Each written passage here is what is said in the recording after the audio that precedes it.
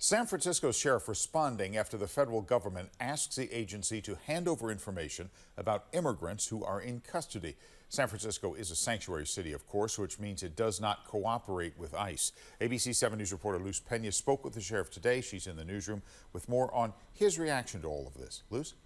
Yes, Dan, the U.S. Department of Justice is requesting this information from multiple California counties, including Los Angeles and San Francisco.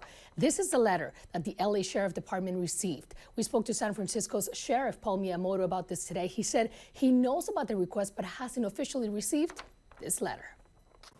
It's the latest request by the Trump administration aimed at increasing deportations. Specifically, the letter requested information on any non-citizens that are in our custody. In this press release, the U.S. Department of Justice is requesting counties like San Francisco to hand over information to, quote, assist federal immigration authorities in prioritizing the removal of illegal aliens who committed crimes. The request goes on to say that the Department of Justice hopes California sheriffs will voluntarily produce this information.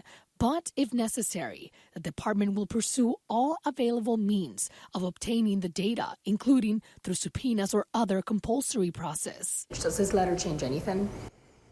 I think, and I can't speak for the U.S. Attorney General, but it is an attempt to work with us. A letter many heard about as the U.S. Attorney General Pam Bondi visited San Francisco's Alcatraz, where the administration has announced plans to reopen it as a federal prison. This is a threat from the White House. This has been the trend that the Immigrant Legal Resource Center has been observing. San Francisco became a sanctuary city in 1989, promising that local and county law enforcement officers would not cooperate with immigration enforcement officers.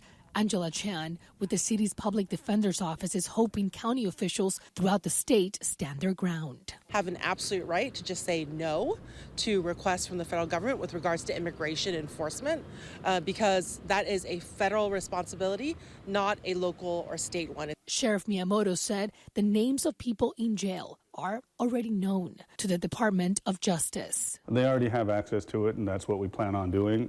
For the listing, we're literally going to give them a list of individuals who we've received detainer holds on in the first place. So ICE actually gives us that information. Sheriff Miyamoto said his deputies do not track who is undocumented and said the only time his office has cooperated with ICE is when the individual has a violent criminal history of convictions, something that he said has only happened twice since he became sheriff in 2020. In the newsroom, Luz Pena, ABC 7 News. All right, Luz, thanks very much.